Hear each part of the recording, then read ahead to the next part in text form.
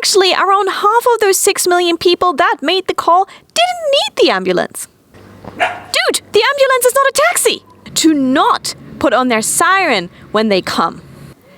Hey guys and girls on Ask Japanese, it's Kathy Cat, your fancy fashion reporter from Tokyo. And today we're gonna talk about the reason why the ambulance in Japan right now is struggling. And let me tell you, it's not just because of the Rona.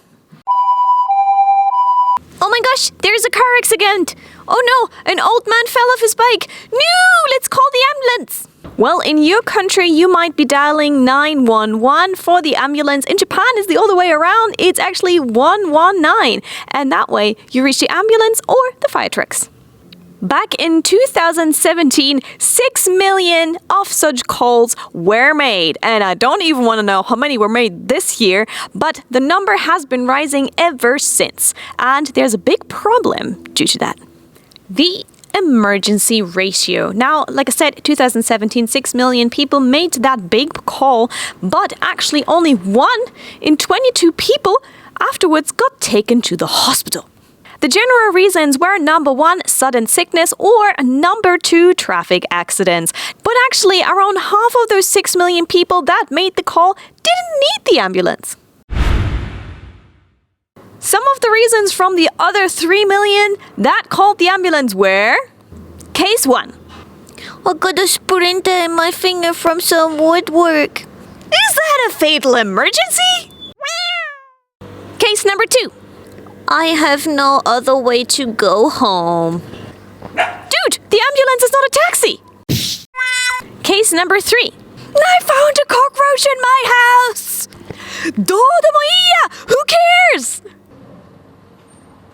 Simply unnecessary ambulance calls like the ones I mentioned are a big problem right now in Japan, especially in this year.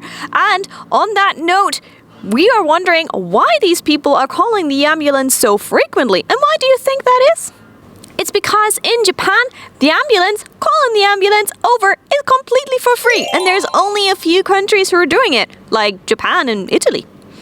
I heard in countries like the USA, you have to pay quite a lot of money if you want to go on the ambulance. Again, in Japan, it's free. Now, the big problem is that the majority of those calls that are kind of unnecessary seem to be, according to the news, done by the older generation. The sad reason for that being, Japan has a super aging society, meaning the majority of people right now is over a certain age compared to other countries, not enough young people to support that. And that has actually left Japan in a couple of crises. And one of them is that many of the old people, they're lonely, they feel lost, they want to talk with people. And unfortunately, some of them revert to following the ambulance.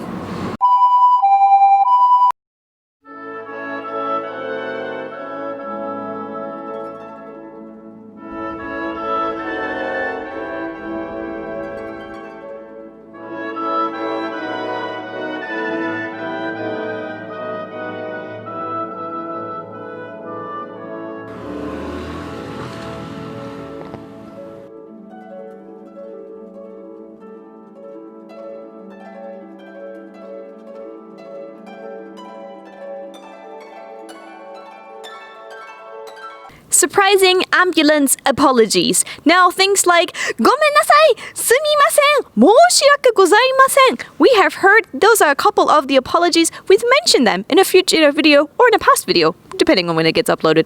Japanese people are very polite, and in Japanese culture it's a good thing to create harmony, to create group harmony, to apologize to strangers, to other people, and to not bother them. But here in Japan, especially when it's around emergencies, I am very shocked and surprised about some of the apologies that people here have to make. Number 1, Japanese ambulances do not only have the siren, they also have a speaker to talk to people. Meaning when they go onto a crossing, they will actually say, sorry, we're going through, sorry, or sorry, we're turning right here. すみません、取ります、救急車が取ります。ありがとうございます。ご協力ありがとうございました。We're turning right here, and then once they are through that part, they will say thank you very, very much. As practical as it sounds that the ambulance has speakers to communicate with people, at the same time I'm like, no, just go through. No one should be on the street. No one should be blocking the ambulance. Make space for the ambulance. It's the ambulance. They're trying to save people's lives. Quack, quack. Number 2, the siren sound. Sometimes when the ambulance gets a ring, they will actually be requested by the people calling them to not put on their siren when they come. One of the reasons for that being is that they do not want to annoy their neighbors. They're aware of their surroundings. They don't want them to wake up or similar things, for example, if it's at night. And another reason is they actually don't want to draw attention to the fact that they need the ambulance or that someone in their house needs the ambulance. So there is sometimes the request, please come quietly. We don't want people to know, but we still need your help. So how do you actually make use of the ambulance in Japan, and how do you make use of it the right way? Well, apparently there's actually a manual that teaches people how to use it properly. The official Fire and Disaster Management Agency of Japan has published a book, and there's also a PDF of it in English on how to use the ambulance correctly here in Japan. So in case you would like to find out more about that one, we're gonna put the link down in the description box of this video, so maybe find your way there in case you feel like updating yourself, and then hopefully in a situation of need, you know what to do at the right time. One thing that really surprised me, what I heard, is that the Japanese ambulance, when they come to someone's house, remember in Japanese houses, you're supposed to take your shoes off. They take their shoes off too. And that might be in a situation when every second matters. So if you are there and at the door, be sure to tell them that they can't come in with their shoes, because generally the manner is to take their shoes off. So the ambulance during a day takes on and off their shoes several times during their shifts. Now, what I'm curious about finding out is, how is that in your country? Is the same problem there that too many people call the ambulance, or is the problem that the ambulance is way too expensive, or that there are not enough ambulances to go around? What's the issue in your country? Let us know in the comments down below.